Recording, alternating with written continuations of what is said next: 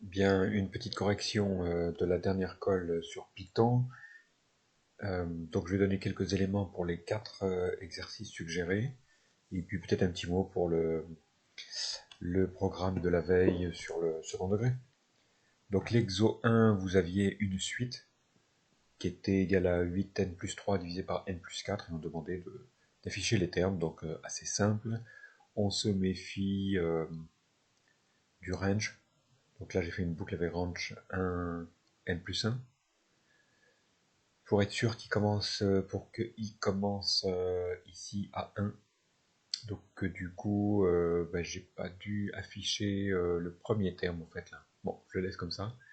Mais du coup, normalement, on aurait pu rajouter, hein, de faire un print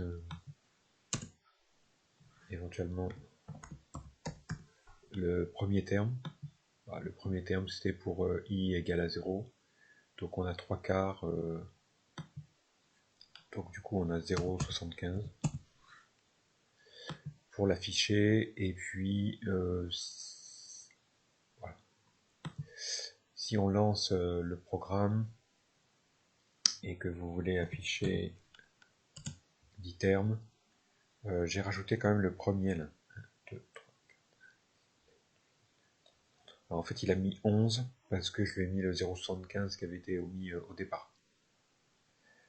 Donc voilà pour un premier programme qui affiche le nombre de termes. Si on va un petit peu plus loin et qu'on demande d'en afficher beaucoup plus, on s'approche d'un nombre. Là on est à 7,72. C'est une suite qui va converger. Alors là on n'a rien fait pour démontrer cette année la convergence 7, 9. Et puis si on va plus loin, on s'aperçoit que ça s'approche de 8. Donc on peut faire un programme pour voir ça. C'est le deuxième programme là, sur limite. J'ai mis le premier terme pour U, 0,75, on l'a dit avant. N, j'ai mis valeur 0. Précision, c'est vous qui allez la rentrer, la taille du trou. Alors tout ça, c'est du vocabulaire un petit peu vulgarisé, hein. On n'est pas dans une précision absolue dans le vocabulaire mathématique. Vous préciserez ça l'année prochaine dans l'aspect maths de terminale et dans l'option maths complémentaire. Donc j'ai dit, tant que la valeur absolue de la distance entre le terme et 8, la limite conjecturée, est plus grande que votre précision, vous rajoutez 1 au rang de n. C'était pour trouver le rang en fait à partir de quel ça tombe dans le trou. Bon là j'ai pas la palette graphique, je vous refais pas le dessin. Et puis tant que cette condition est vraie, true, vous continuez à calculer les termes. Voilà. Et puis vous sortez avec un print qui revient à la ligne. Donc là par exemple, si on essaye et qu'on met une précision de 1 centième, vous avez affiché dans la console 2896, c'est le rang du terme. Donc c'est le 2897e qui tombe dedans. Ça met du temps là, hein, à tomber, hein. Presque 3000 termes avec une précision d'1 centième, c'est quand même pas terrible. Bon, on va mettre une précision un petit peu plus fine pour voir. J'ai mis quoi là, 1 millième.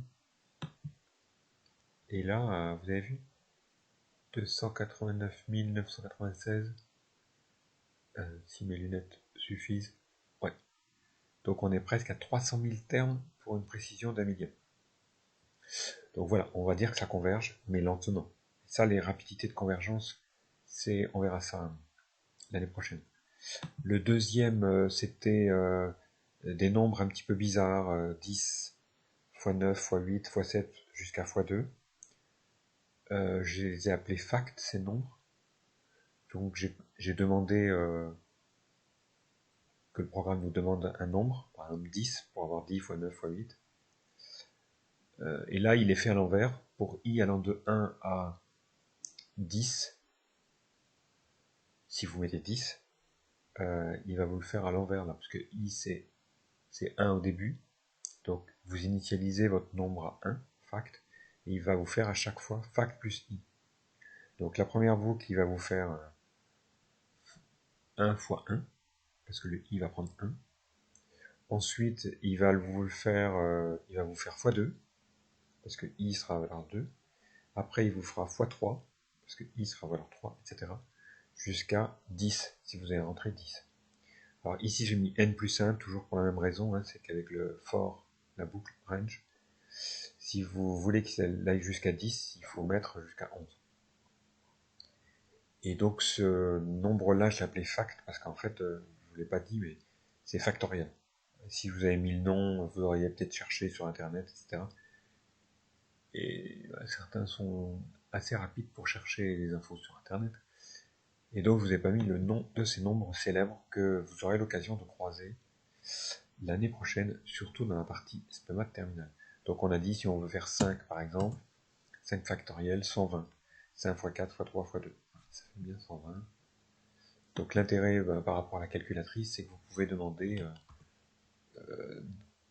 des grands nombres que ne pourrait pas vous calculer la calculatrice, ou vous met des puissances.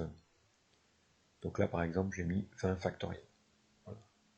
20 x 19 x 18, etc. Et vous avez ce grand nombre. Voilà, donc ça c'est dit. Ah oui, le 3 sur les sommes des inverses. Bon, alors j'ai initialisé la somme à 0, en haut. On peut rentrer le rang du terme. Et puis, pareil, une boucle comme on a fait. À somme, je lui rajoute l'inverse de i. Donc au début c'est 0. 0 plus 1 sur 1. Donc je lui ai imposé de commencer à 1 de i, parce que je prends l'inverse. Il ne voulait pas que ça fasse 0. Donc ça va faire 1 plus 1. Ensuite, à cette somme, on rajoute un demi. À cette somme, on rajoute un tiers. On rajoute un quart, etc. Et à chaque boucle, ça vous rajoute la fraction manquante. Donc on peut faire un petit essai. Vous pouvez faire U1, U2 pour vérifier les premiers termes. U2, 1,5. Mais si vous avez calculé comme était demandé les premiers termes, vous voyez que ça correspond. Voilà, U5, 2,28, etc. Bon. Alors si on essaye de chercher loin, là j'ai mis 0, le 1 n'a pas été pris. C'est bizarre. J'ai un 1 et le 1, du coup il n'a pas été pris, il est montré dans le programme. Si on essaye de conjecturer les limites, on se fait un petit peu avoir là, parce que pour n égale 1000, ça fait 7, 48, etc. On a l'impression que ça converge, mais en fait, voilà, ça converge pas. Ce sera pareil, ça se sera explicité l'année prochaine. Donc là, cette somme-là, elle va pas converger. La suite, c'était le 4. C'est la somme des carrés. Donc vous aviez sigma des 1 sur k carré, pour k égale 1 à n. C'est le même que avant, sauf que la somme, qui est toujours initialisée à 0, vous voyez, je rajoute, là où il y a mon curseur, la fraction 1 sur k carré. Donc vous voyez là, 2 étoiles carrées pour la puissance 2. Et là, c'est pas avec k, c'est avec i. Mais on pourrait sûrement le faire avec la variable k. Peut-être que ça aurait été plus clair pour vous. Vous rajoutez l'inverse des carrés. Bon, voilà. Si on veut le U2 à 25, alors là, par contre, celle-ci, elle va converger. Mais je doute que vous ayez trouvé vers quoi elle va converger. Donc, elle converge pas vite, par contre. J'essaye avec U100. U100, 1,63,49. On va essayer U1000. Donc, ce qui est intéressant, vous voyez, Python, c'est que vous pouvez traiter un exemple, là, la somme des inverses des carrés avec en première, SPEMAT. On aurait même pu la dernière en seconde. Et on peut s'apercevoir que, vous voyez, ça bute quand même un peu, là. Ça semble s'approcher de 1,64, un petit peu plus. Et en fait, c'est vrai que j'arrive plus à enlever le 2. Bref, j'ai noirci ma puissance. Ça semble converger, et c'est vrai que ça converge. Ça converge vers un nombre que vous n'auriez pas pu deviner, c'est pi carré sur 6. Donc pi, Python, vous pouvez faire pi carré divisé par 6 dans la console, et vous voyez, ça fait 1,6449. Je vous mets la suite dans une deuxième vidéo.